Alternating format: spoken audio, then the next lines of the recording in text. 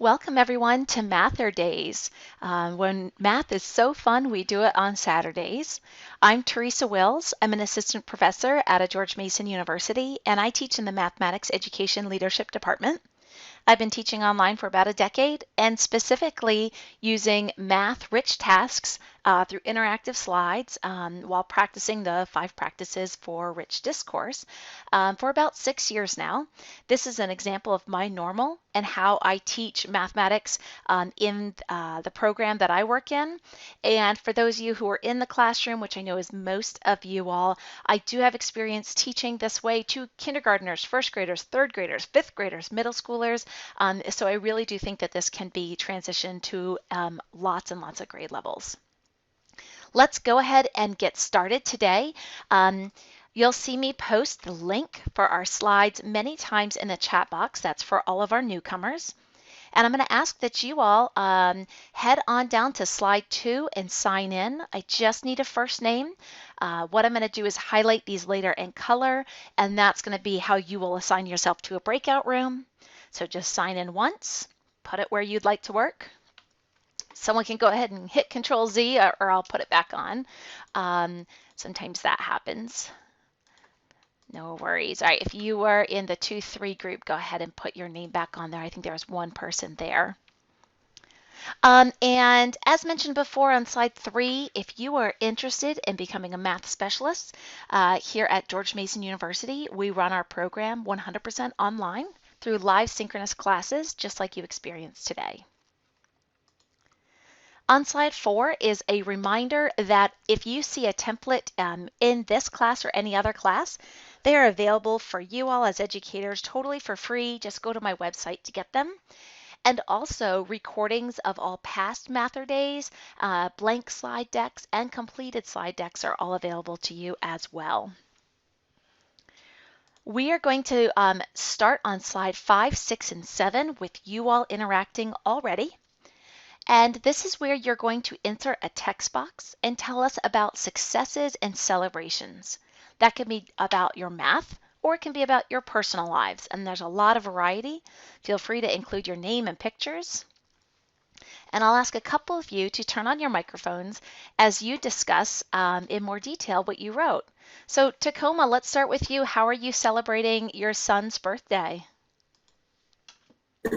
Well, he lives down in Norfolk now because he's still in school, but he came up on Wednesday and he just hung out with me and we watched TV and ordered him some seafood and dinner on Thursday. His birthday was actually yesterday, and he headed back down yesterday afternoon so he could celebrate with his friends. But yeah, it was glad to see him. I hadn't seen him since December, so it was good to see him. Oh, wonderful. Let's see, Raha, how was packing up your room? I'm sure it was bittersweet.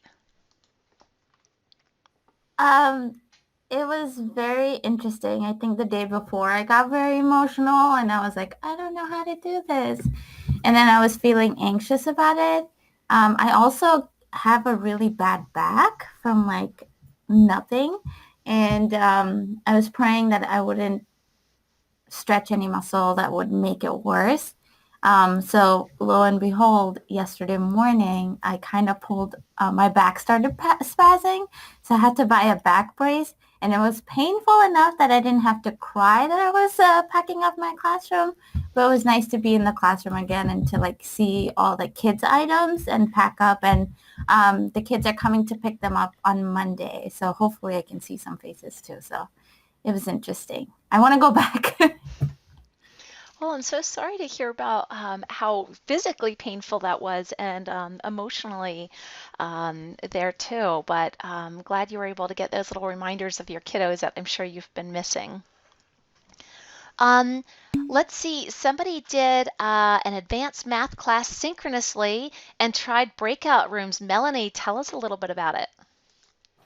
Sure, that was fun. My teacher, because I'm the advanced academic resource teacher, so I was going in to help co-moderate with her, and so we each were able to take a group and have some small group discussion time. So that was exciting to be successful with that. Oh, wonderful. And Erin, you're starting your summer semester. Tell us about it. How's it going? It's going good. I have two classes, and we finished our first full week last week, and I'm really excited about some of the research projects. Awesome. I'm excited to see what you develop as well. Nina, tell us a little bit, how was it to see your students as they were coming to pick up their materials? Well, it was sweet. Some of the kids were like, well, I thought that we were able to go into the building. And I was like, no, no, no, no. We're bringing everything to you. It's okay. And the parents were really excited, and, everybody was in really good spirits. It was also very hot. So I think everyone was happy to stay in their cars, which was nice. For the rest of us, we were all very sweaty and gross and just kind of needed showers at the end of the day. But, it was bittersweet because we love seeing those kids. And it was also like, for some of them, we're not going to see them next year. And it was really sad. Yeah, well, I'm so glad you were able to see them again and that they were able to see you. As a parent of two littles, I know how much my teachers mean to my kiddos. So they really appreciate that, and all that you all do is very much appreciated. Well, folks, let's go ahead and dive into some math. If you join me on slide 9, 10, or 11, you can pick either one. We just have a general estimation question for you. How many gallons of water do you think are in the pool?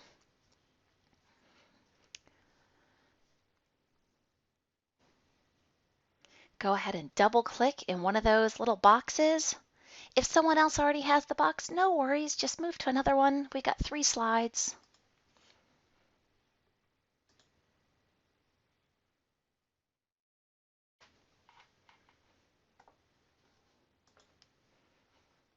And it looks like slide 9's filled up, so if you haven't put it down, go to slide 10 or 11.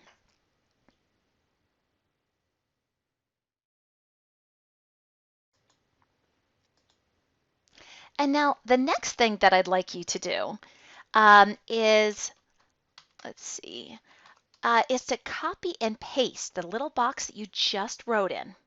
And you're going to paste it on slide 12, and we are all going to work together to order these on this open number line. You can use any of the space up top. It doesn't have to be down low on the line. But if something is more to the right, it should be a larger number. If something's more to the left, it should be a smaller number. You're welcome to resize the box in any way you like.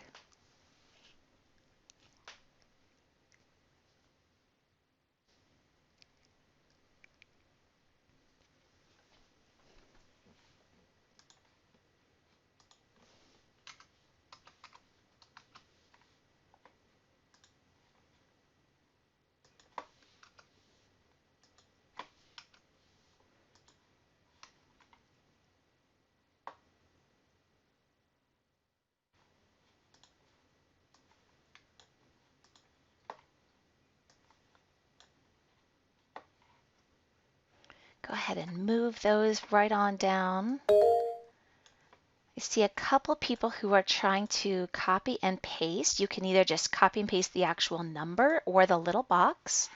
Raha, go ahead. So I have a clarifying question about the question. Yeah. It says, how many gallons of water do you think are in a pool, in the picture in the pool or in a regular pool? In that picture there. That's what I was, yeah, that's what I was thinking about, is in that picture.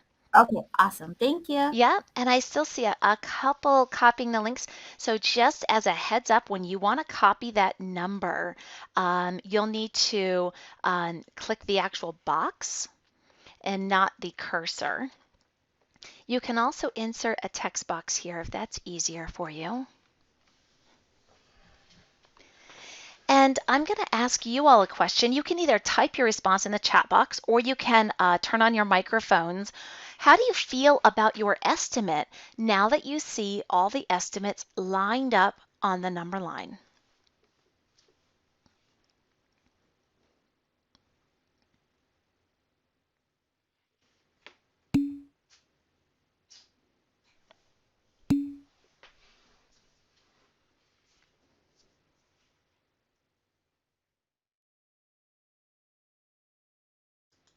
How do you feel about your estimate now that it's on the number line?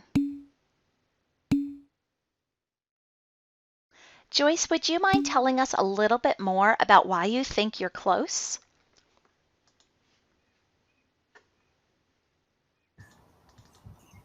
When I look at your number line, there are a fair number of other people who selected 12, and the grouping seems to be more at the lower end than the upper end. Oh, very cool. And Patty, you said now that you think that your estimate is low. Why do you think that? Because I'm a pretty bad estimator in general, especially of liquid stuff. So I thought 8, and then I noticed when I went over to the number line that I'm, sort of down way low compared to, like, there are people in that area, but it seems like a lot of people thought more. So once again, not the best estimator probably. You know, it's funny. I often consider myself more of on the extremes of estimating and not very close to the actual number. But I do like it when I get other responses. It kind of makes me feel like more like, maybe I've got it, or, ooh, I'm not sure. Um, I know many of you are probably eager for the answer. How would it make you feel if I didn't give you the answer today? Go ahead and turn on your mics or type. What would you do if I didn't give you the answer?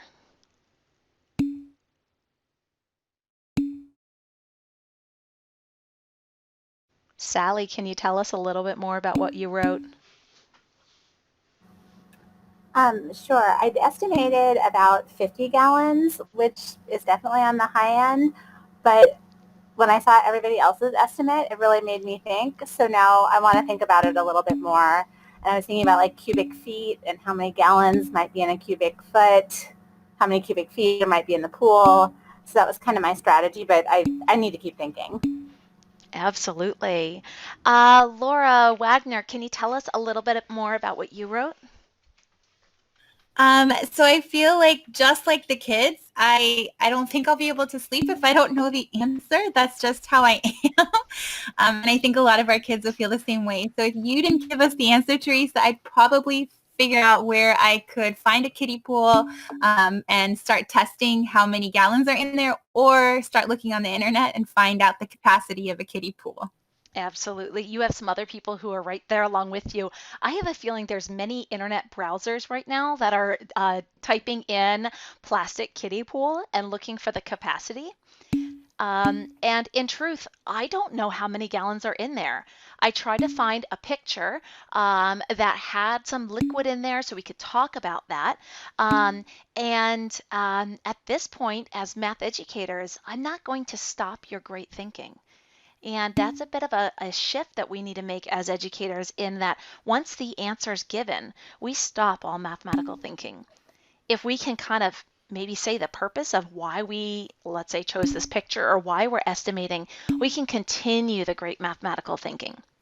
And so I want my students to go off to lunch, secretly take out their cell phone and Google how much water is in a kiddie pool, because that means they're learning at lunchtime, and that's totally cool with me.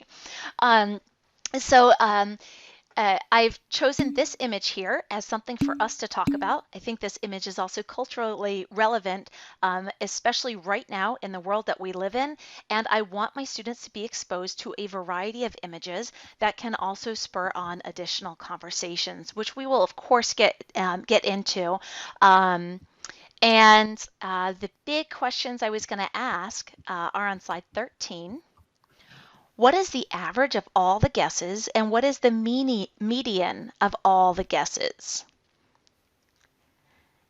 And those are two things that can be really important in swaying our choice about how many gallons of water are in there. Alrighty. That's kind of the focus of today's activity, is mean and median, but we're going to look at it from an elementary point of view all the way through a high school statistics point of view. So everyone is welcome. It will apply to all of your grade levels. Alrighty.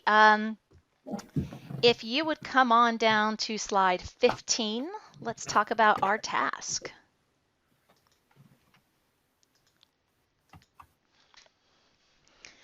On slide 15 is the reason why we do rich tasks. I always make sure that I bring this up with my students. The National Council of Teachers of Mathematics state in their Principles to Actions book that if we want to have students who are critical thinkers and flexible thinkers and just good mathematicians for their 21st century, we need to teach math according to these practices. And on 16 is the problem-solving oath that I ask all my students to choose to take before starting a problem. Go ahead and read that oath. If it's something that you choose to follow for today's problem solving, type your name in the chat box.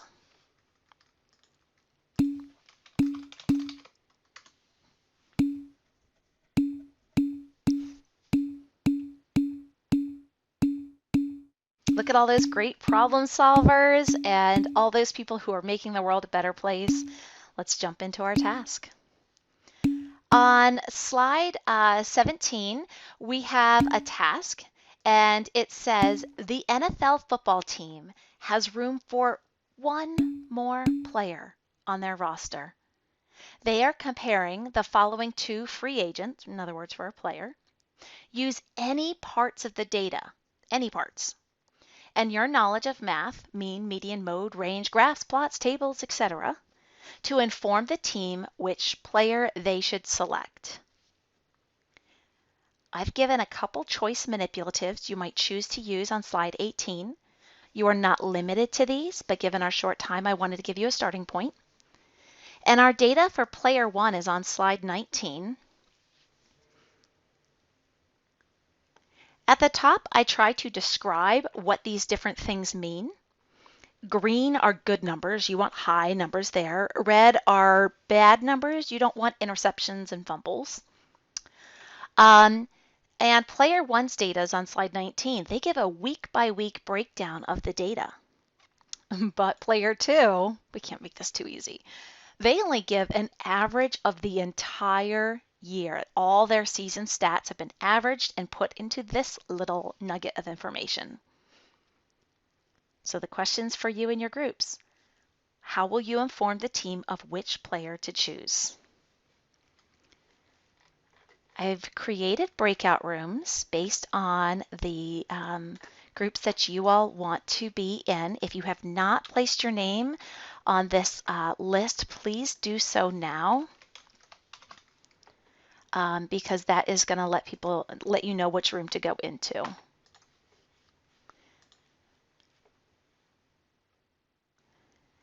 And what I'm going to do is I'm going to try and make these rooms as even as possible. I'm going to create breakout rooms for you all, and you're going to move yourselves into them. So 1, 2, 3, 4, 5, 6, 7, 8 rooms. All right, and I'm going to walk you through this. If you already know how to do it, go for it. If you are the K1 folks, you're group 1. The 2, 3 folks in black, you're group 2. In white, you're group 3. The 4, 5 folks, if you're in black, you'll be in group 4. If you're in white, you'll be in group 5. And same thing for the 6, 7. If you're in black, you're in 6. If you're in white, they'll be in group 7. And because we have only 3 people, 8th grade and up, I'm going to put all of you all in group 8. So what does that mean? You go over to Blackboard Collaborate. You click on the attendees window where you see everybody's name, and you scroll way, way, way, way, way, way, way down. And you click the little green arrow to go into that breakout room. I'll repeat that so many times, so don't worry. You're going to start by going into Blackboard Collaborate. Make sure that you click on the little purple tab so that you can get the attendees window up. And you're going to scroll way down till you see those breakout rooms and click the little green arrow to pop into it. I'll help anyone else in the main room. Sometimes it's just knowing where to go for it, but you'll scroll way down and click down there.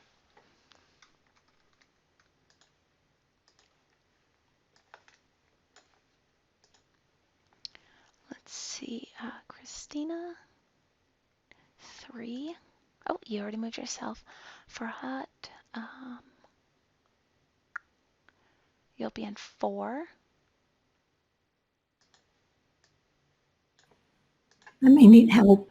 Sure, no problem. I'm happy to, I'm gonna just go ahead and move you now so you can spend your time enjoying the math problem. So Remy, let's see, what group are you in? 1.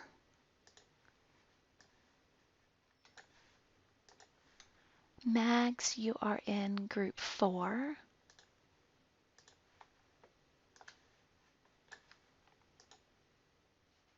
And Kim, I don't see your name on here. Maybe I'm just not seeing it. Let me know if you want any support getting into a breakout room.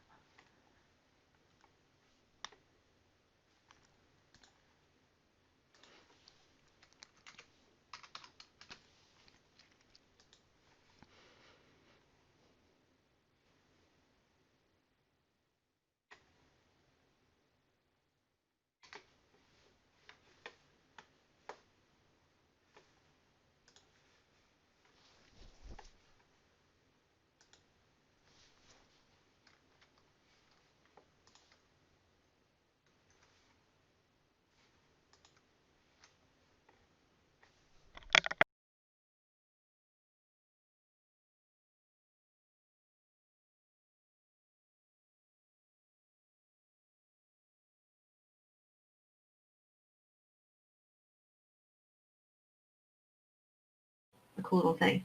So I don't, I'm seeing the, like, player 2. That's pretty much laid out. We can't really make a decision. But, like,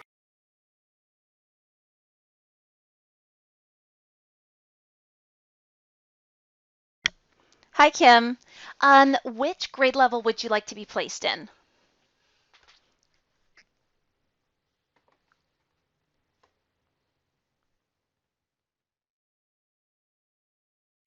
Hi, Kim. I can see you're back on here. What grade level would you like to be placed in? Upper elementary, no problem. I'm gonna put you in group 4.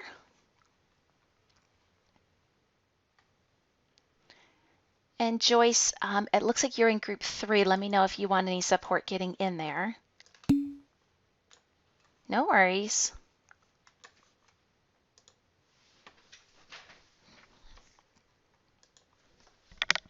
$16, $15. So I see the number start from maybe start high and then it's getting actually the number maybe lower for the week 17, 16, 15. Yeah. For ING. Okay. Hi there, And the group. board.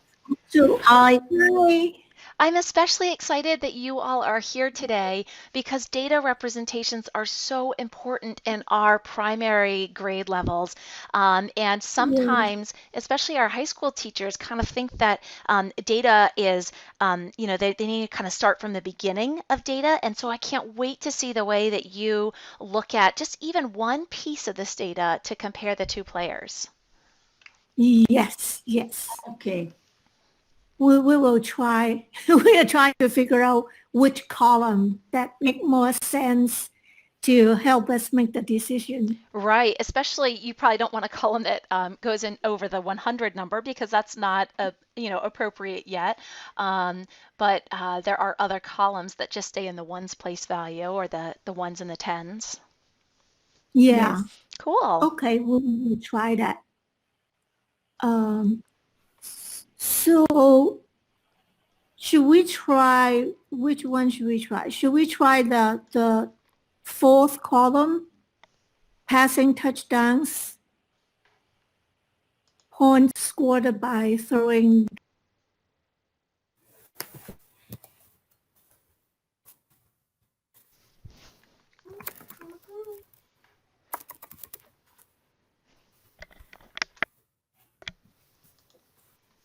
Hi there, team. I'm so excited that we have some representatives from our primary and early elementary grades because data representation is so important, especially early on. How are you guys thinking about this?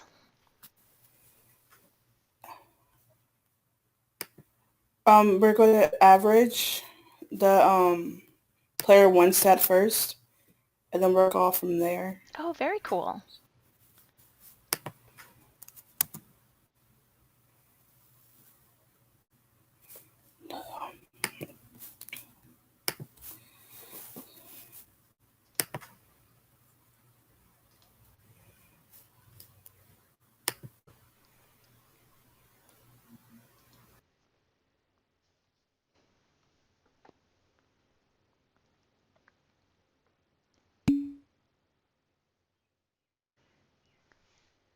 Hello, group.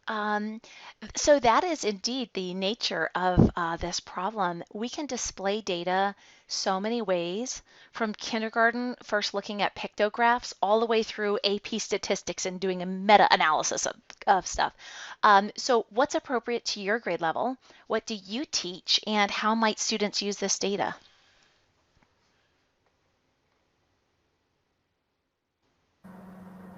If I'm thinking about second and third graders, I feel like pictographs is probably the representation they're using most often for data.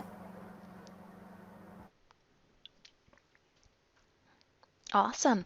If you choose to use the little football at the top, there are lots and lots and lots of copies of that, so you can always use that if needed. But indeed, think about your students and putting this problem in your class.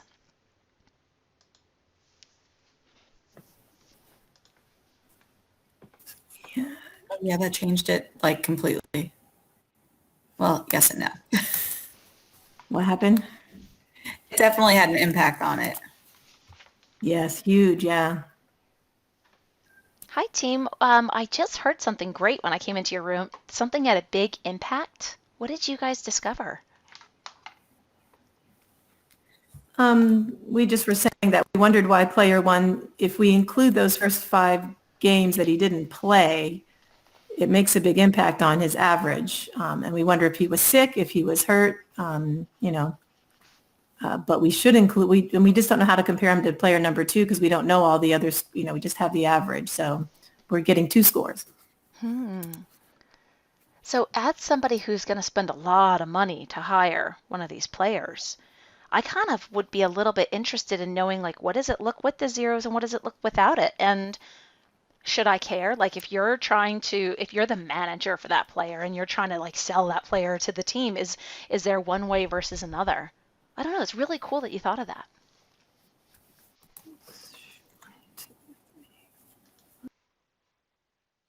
That kind of balances out when you're looking at the overall picture.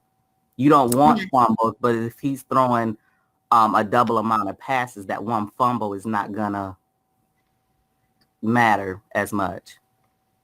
So in essence, like that data point can't be considered. It is considered. You just don't want to use that as your sole data point. Like, okay, exactly. Twice. That means he's taking more chances according to his other data. Yes. Yeah.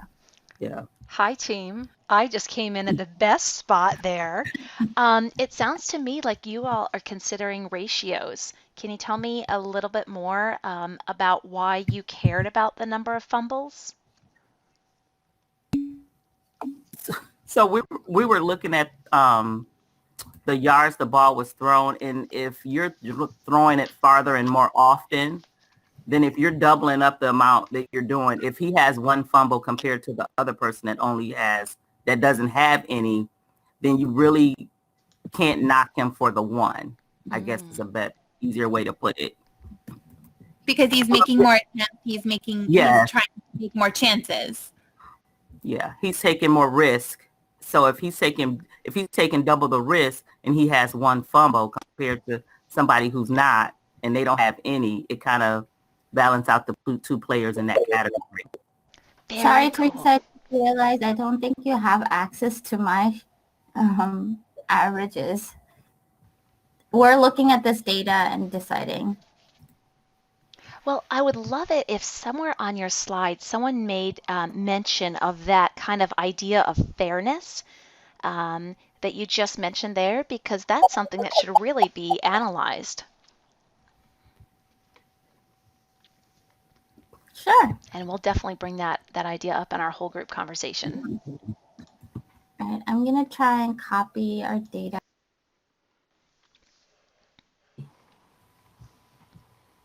All right. So we'd have that 1, 2, 3, 4, 6, 7, 8, 9. I'm going to go back and look at the Hi, group. I like the way you just reimagined the table. And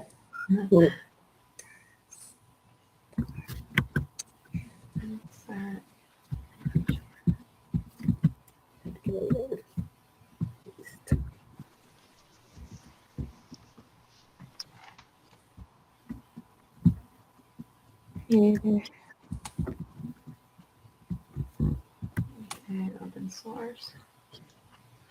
6.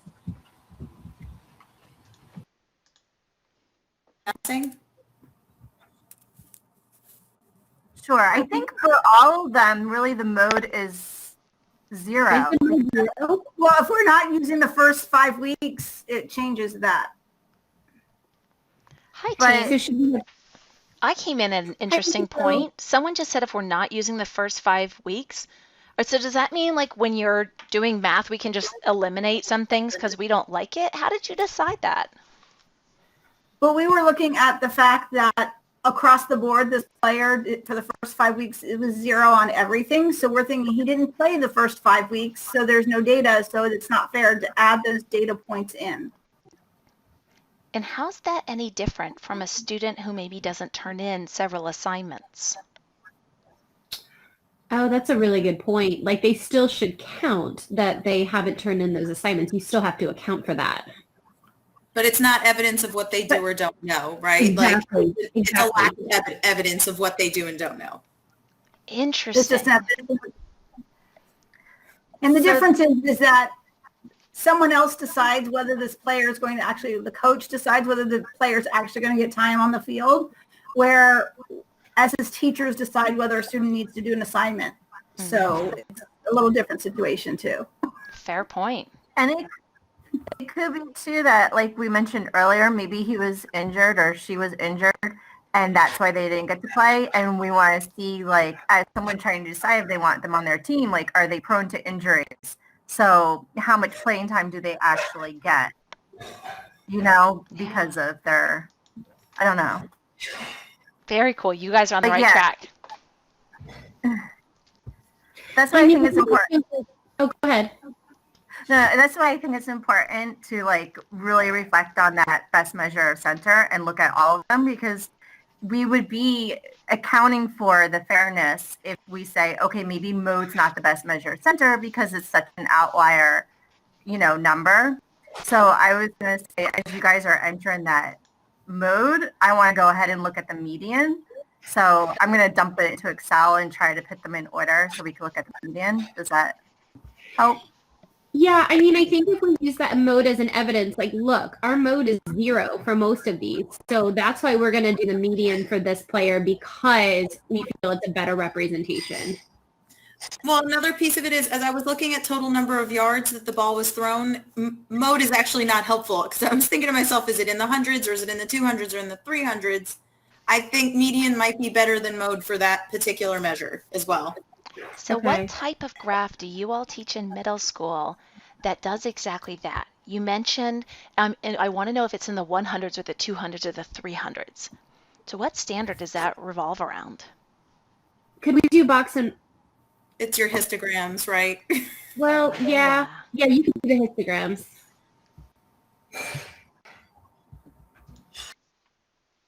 A very good way of having our alternative students learn. It's so good. But then he's got his own thing. You know what I mean? Hi there, Group 8.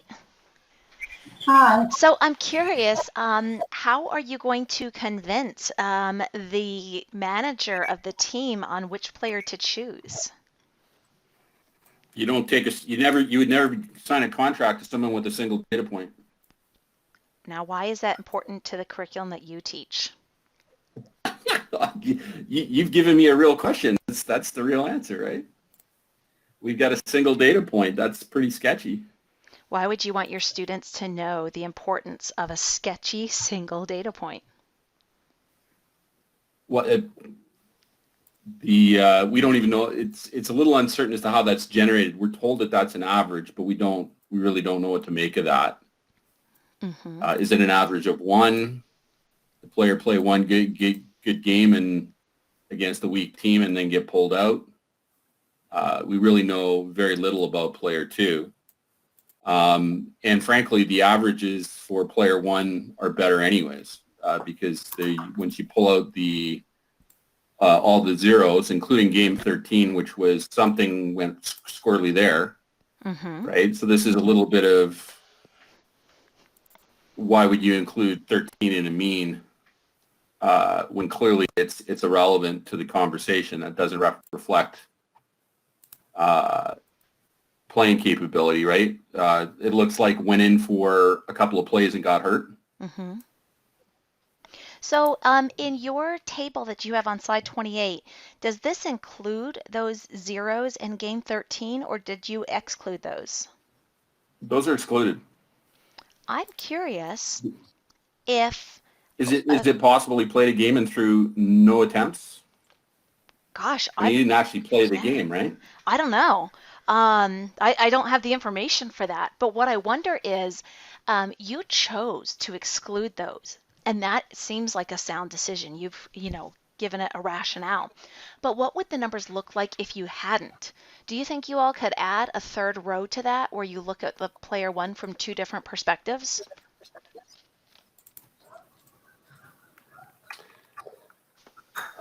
Oh, you can, for sure. I'm just curious if that will inform your decision when you're talking to the manager about which player to select.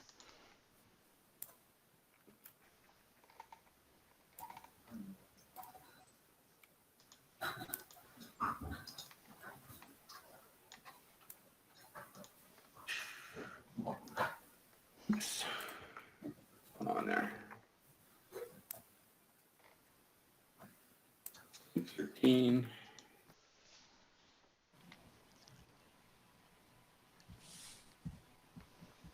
Hey there, group 6. Hello. I love these two different colors on this little bar graph here. What do the two colors represent? Is this bar graph? Player one and player two, and their average score against each other on each of those categories. Very cool. We couldn't figure out how to do the other manipulatives that maybe to use. No worries. We'll explore some of those. Okay.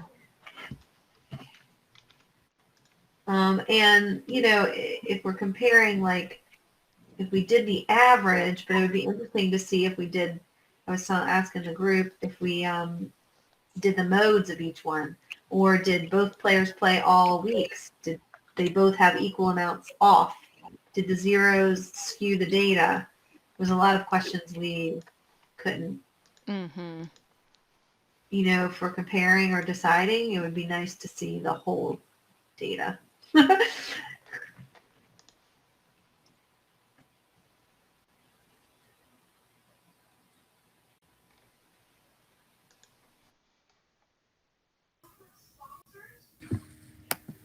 I was able to get it with both players on one.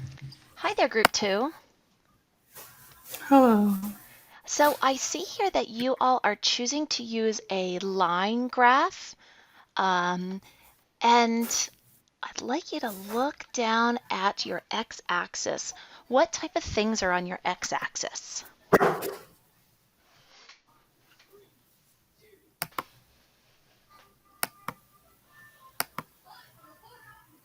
I'm going to enlarge it so I can see it with my old lady eyes.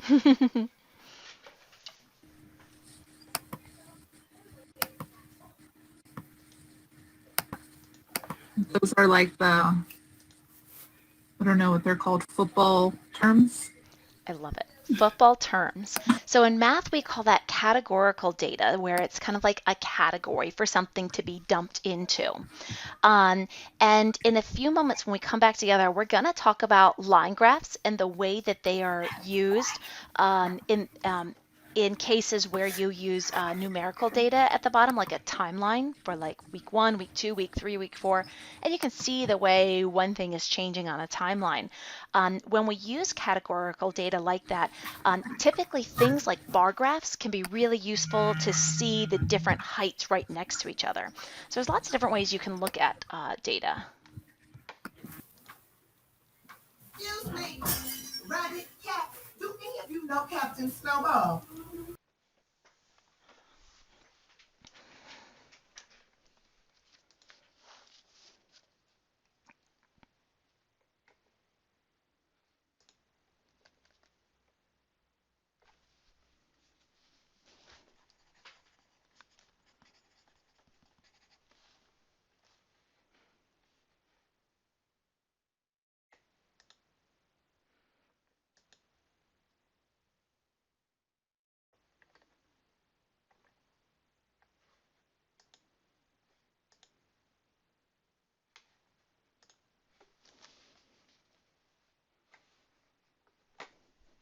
Testing, testing.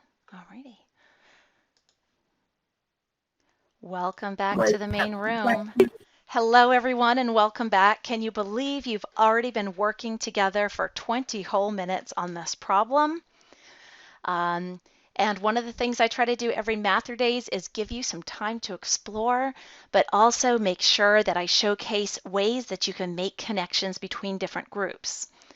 Now, the folks we had today range from kindergarten all the way up through adult learners of mathematics. So we have a big range of developments. And let's go ahead and take a peek at some of the ways people chose to display their information. We're going to start on slide 26. If you would come there, come on down to slide 26.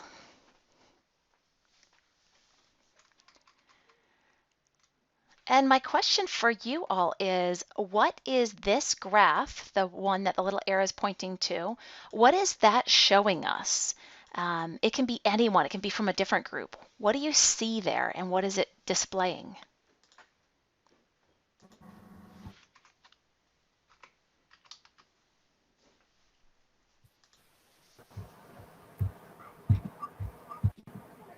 We took the averages, the same data point that we had for player 1, we did for player 2, and then we created, so you go to the insert and you go to chart, and we inserted a bar graph.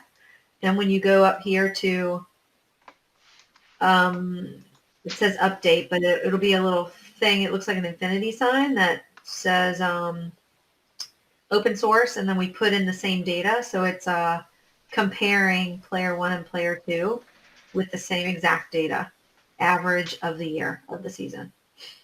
Ah, cool. So you all found the average first, and then you compared those averages. I like how, as a community, other people going ahead and wrote in what the light blue and dark blue stood for there. Let's go ahead and take a peek at slide 25. Can someone from a different group, so I'm going to have the authors just sit back and listen. Can someone from a different group tell us, what does this data display show us? I want the little red arrow on slide 25.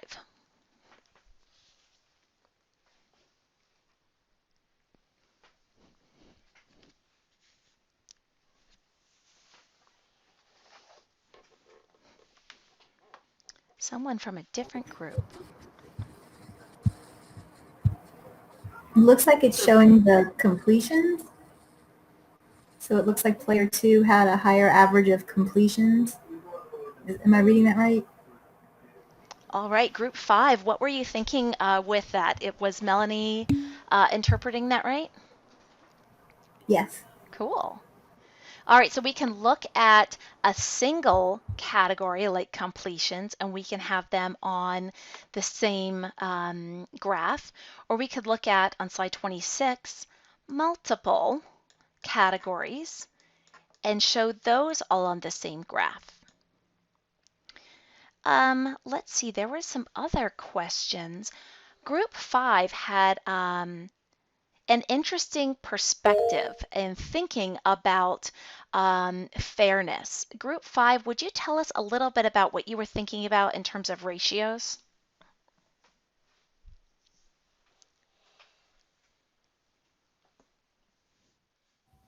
So in when we were discussing our information that we have for both players, considering the averages and all that, we also were trying to figure out if it mattered if one player took more chances, or say one player threw 10 balls and the other one threw 50 balls.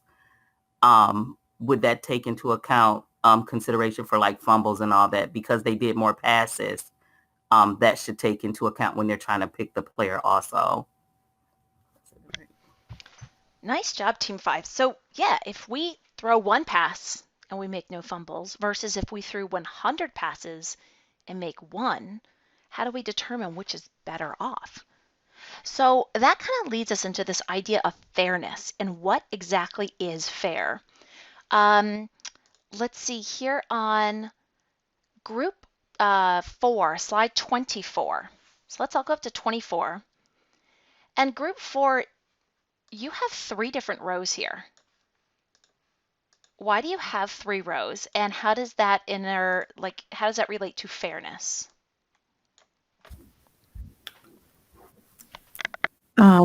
We didn't finish our bar graph. We were working on that. The rows were, we weren't sure why the player number 1 had 0. We didn't know why he didn't play the first 5 or 6 games, and didn't know if that really mattered, but it might if he was hurt or for some reason wasn't able to play. And comparing to player 2, we really didn't know how many games, only seeing the average, we really didn't know how many games player 2 played. So we thought that could be an issue with whoever was hiring the player.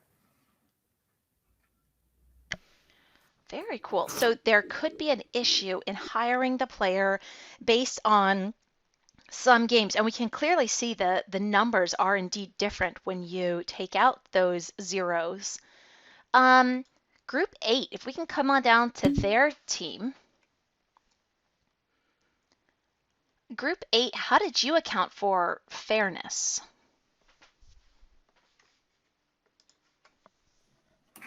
I can jump in. I'm Will. I did the spreadsheet at the top. We actually scrubbed one additional game from the list. If you look at game 13, 5 attempts, 1 completion, and whatever else happened there. So that tells me that player actually probably didn't play that full game.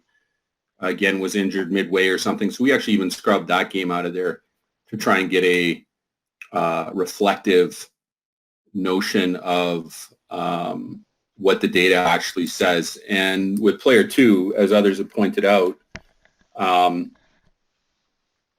we really have no idea. That could be a single game.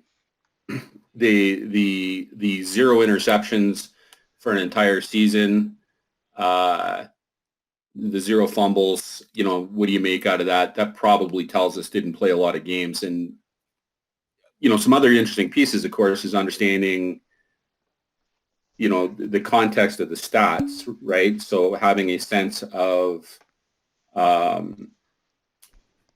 is the game of football and what does this stuff even mean?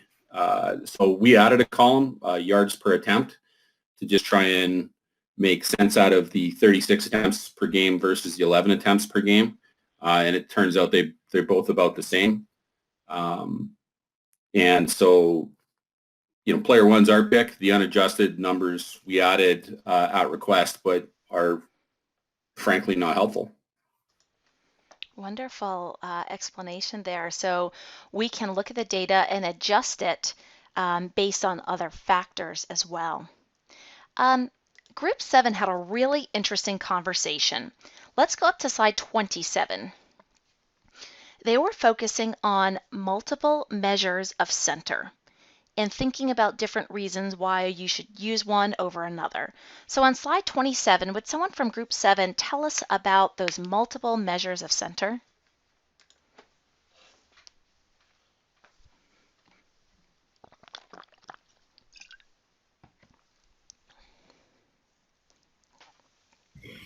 So this is Erin. I'll just speak, I guess, for group 7 unless somebody else wants to chime in. But we are talking about using different measures of center because like the other groups, we did notice that player 1 did seem to not participate. We were assuming that's what it was, all those zeros in the first several games. So we almost wanted to account for that. So using mode as a way of showcasing that, saying, well, wait a minute, the mode is 0. However, you know, we do have these others. When we take the mean, we do have these numbers, but accounting for that mode being 0 as well. And I think the median can be a good representative of that too, with the median, you know, really kind of factoring out those outliers, if you will. But in a way, Dr. Wills was kind of saying, you know, posing the question, well, do you still want those to count even though they didn't play? Is it fair to not count those? And she kind of gave us a good example for students who don't turn in work compared to those who do.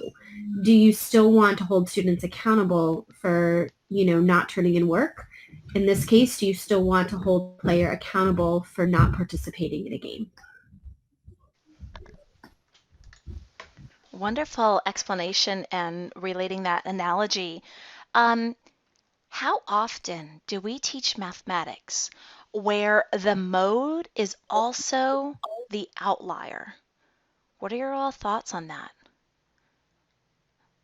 Is it even considered an outlier then if it's the mode it comes up the most? How do we make sense of that?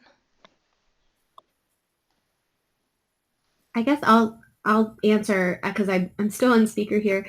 So I'll just go ahead. But I think that is usually when we teach our students, I'm a middle school teacher. And so when I teach my students, the mode is actually like, hey, that's the most common one. That is, you know, the most popular. And so that might be a little disturbing for a player to have the most popular number be 0. However, I think it's important to note from the very little I know about football is that I'm not sure how likely it would be to have a mode otherwise unless it was 0, because it seems like with all the different possibilities of yards that it would be unlikely to have a mode. Does that make sense? It does, and thank you for sharing. So it's important that students can interpret and display data at many different grade levels. In our youngest grades, we have them doing something called a pictograph. In our upper grades, we have them do something called a box plot or a box and whisker. And they're using all of these to determine what's the best representation. I'm going to ask you all to come on down to slide 32 and also 33. Double click a box and type what grade do you teach and what content, math content, can be gleaned from this lesson.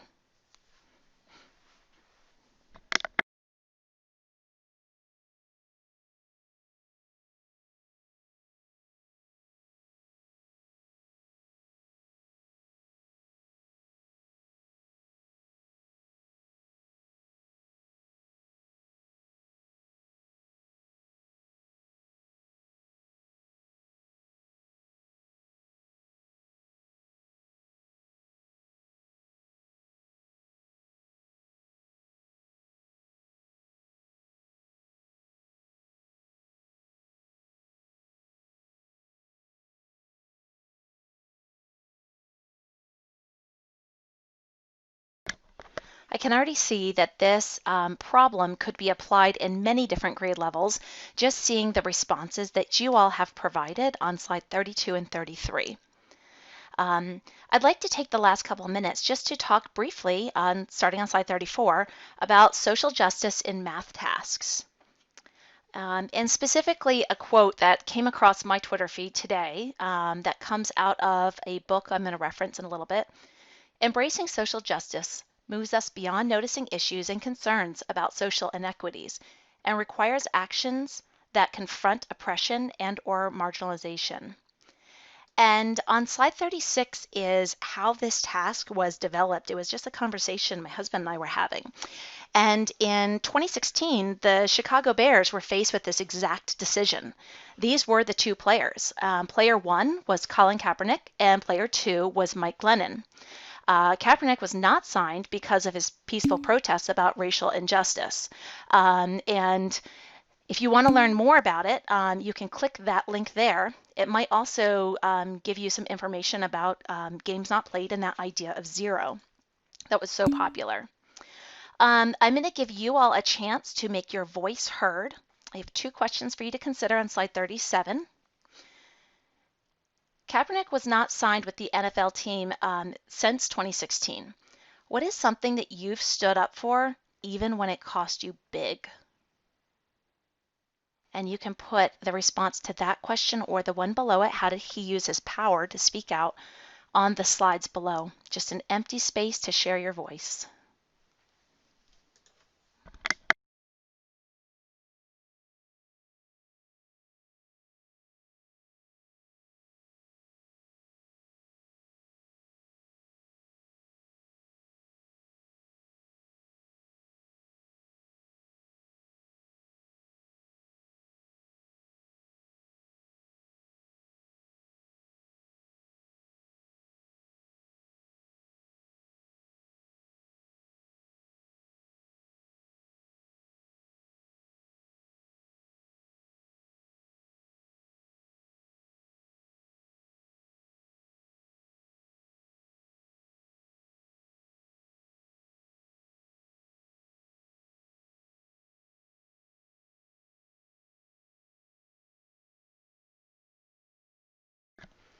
I do recognize that many of us come from a variety of prior knowledge, both on just football, what does a completion mean, all the way up to the issue that is being discussed here. So I've provided you several resources that you might continue to think about as you consider the math tasks that you give your students.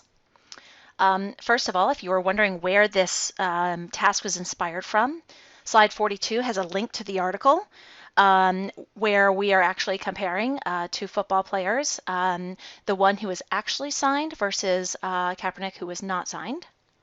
I've left slide 43 a little template for you that you might choose to use in your class. You can state a claim. Students have to give evidence to support it, and then there's a place for questions. This comes out of Project Zero from Harvard. Slide 44. The problem that I gave you about the gallons of water is actually an extension of a problem that Dan Meyer talks about in a wonderful video about redesigning math problems. So slide 45, I know I'm going rather quick, but I want you to know what's here. Slide 45 are the problems that Dan Meyer talks about, how we start with this kind of crummy textbook problem about filling a jug. And then he goes out and gets a jug and fills it and asks the question, how long will it take to fill? And that's very similar to the question that I asked, how many gallons? My next question was, how long do you think it will take to fill? The difference in slide 44 is I'm very purposefully bringing images in that are going to spur conversation on social issues. And all I had to do was bring the picture in as a way of slowly bringing the subject up with my students. And I know some of us are looking for a slow way of bringing things because of our own comfort levels, not necessarily because of the students. And so instead of doing nothing, we can start with an image. Finally, I've put the video in from Dan Myers. And I've given you several other links on slide 47. If you're looking for a book for your summer reading, you might check out High School Mathematics Lessons for Social Injustice as a way to respond to, I should say. Dr. Chris Childs has supported me in thinking about math tasks and math routines. There's a link to his website. You can subscribe. He's also got free workshops available, so there's an arrow for that. And finally, there's a link for a compiled resources for social justice in mathematics. I hope that this was helpful for many of you all today. I absolutely am asking for critiques on this lesson. I'm curious of how to do it better. And so I, post that out to you all. If you have critiques, I'm happy to hear them. But otherwise, I hope you liked today's lesson. I hope you liked talking about mean, median, mode, and range, and why on earth the average stinks as a measure of center when looking at math. But the broader issue is, what does that mean for the two players? So happy Saturday, everyone. Happy MATHurdays. I will take any other questions you all have on slide 49, and I'll stay after as long as it takes to answer all of your questions. Somebody said, how do I find my group? If you come on over to Collaborate, I am happy to share with you.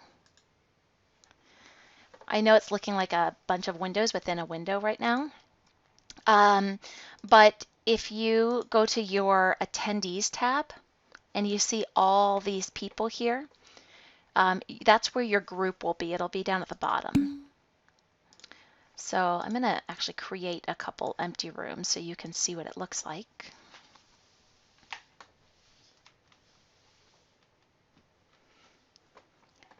So if you were curious about your group, you can scroll down on the attendees tab and click right into it. And you'll see the way your attendees tab changes. And then you can click, there's a little green arrow for the main room.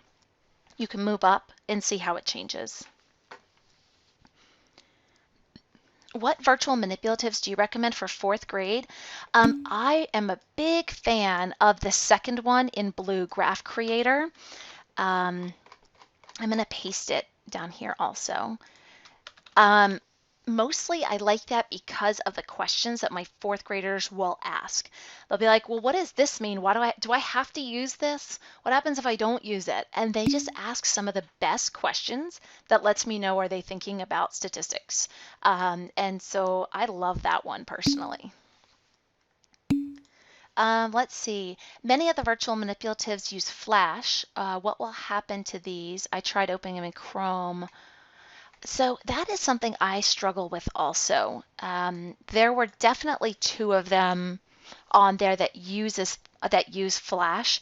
I wanted to do a shout out to NCTM's Illuminations one that Group 8 used because it's an amazing resource, but I also actually have blockers for Flash media on my computers, and I mostly use a Chromebook.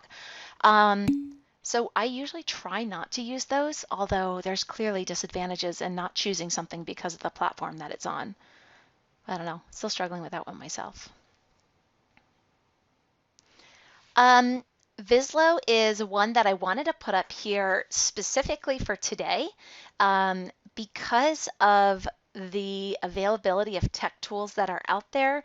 And sometimes teachers need to be able to provide their administration or tech support, like, hey, this is a program that's really amazing. How do we use it in education? What are the FERPA policies that we need to think about in terms of education, and can we use this? So I put that there to get you all thinking about how you would approach that. Let's see, in making groups in Blackboard Collaborate, do you allow participants to move rooms and just create empty rooms? Yep, that's what's open right now. So you can explore those empty rooms if you want. And you can go in them, come back up to the main room. I usually do that whenever I'm trying to save myself time. It's a little lesson planning trick that I use. And let's see, there were many questions in the chat box. Let's see.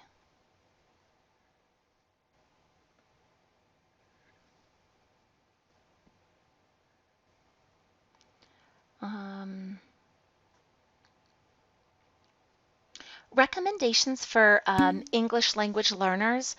So I have some very specific recommendations that I hold in one of the PDs that is designed specifically for English language learners. Of course, there's strategies that work for anyone, but I try to really target in some specific ones that I would use with English language learners. I would suggest taking a look at the video recording of that or coming to that, but also if you have some specific problems, like how do I do that with this instance? Feel free to email me. I'm happy to figure out how it works for all learners.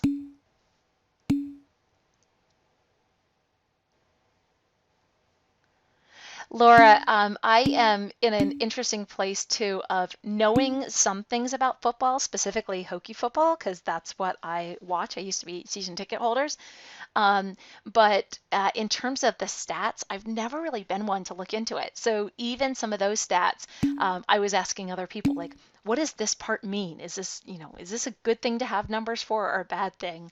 But the neat thing is the data didn't stop us from considering the important parts, and that was, what does 0 have to do with it?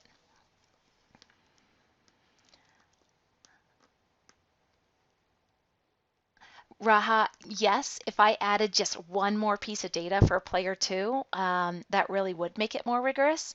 And I did struggle with that. I originally had the 2 pieces of data for all the weeks, but I really wanted students to have to go that extra step in average in order to see the way that they would connect.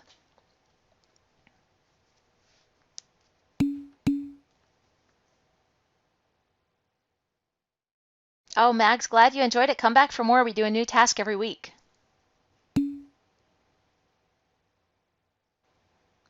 Angela, that is a really good question.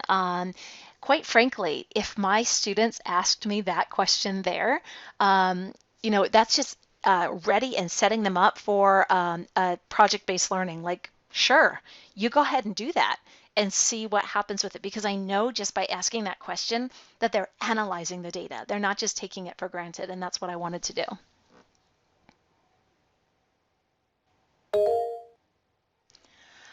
Angela, go ahead. Yeah, I was thinking more from the perspective of initially looking at player 1, it was a lot to look at. So I wondered if you gave just like two or three columns, right, for each player, and then kids had an opportunity. And I think depending on the grade level, it would change whether I would do this, right? Having them sort through those couple of columns and then releasing more of it and seeing, okay, are you still on the same page with that player? Or did you see something that makes you want to change your decision? Ooh. I wondered how that might play out for kids. That is really cool. I like that idea of, it kind of reminds me of a routine called slowly emerging graphs or slowly revealing graphs. Reveal graphs, those. Yes, that's what it reminds me of. And it becomes more accessible to our kinders and first graders if they're doing a pictograph on, let's just say, fumbles, because those were nice, small numbers, usually 0, 1, and 2, but it would look really pretty to show the whole week versus the other player.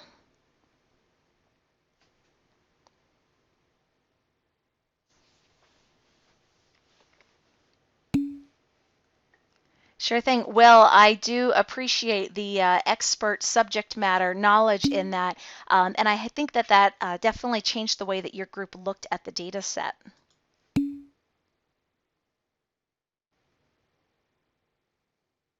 That'll happen in a school too. I mean, you'll get a kid that'll be talking advanced stats at grade 7, and different levels of experience with the sport and understanding even what the sport's about. And then again, a deeper level as to what the heck the stats even mean.